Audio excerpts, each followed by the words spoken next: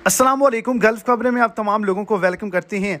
आज के दिन 26 गैर मुल्कियों को सऊदी अरब से ताहयात के लिए ब्लैक लिस्ट कर दिया गया है, निकाल दिया गया है।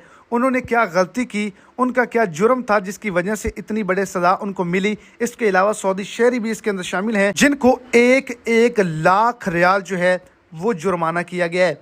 वीडियो की तफसीलात को जानने के लिए वीडियो को एंड तक देखें ताकि आपको तमाम डिटेल की अच्छे से समझ आ सके।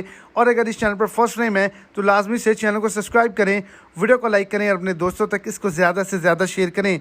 सब्ज़े पर कोई भी पौधा, कोई भी घास या कोई भी वो चीज़ जहाँ पे ग्रीनरी है वहाँ पे आप आग नहीं जला सकते।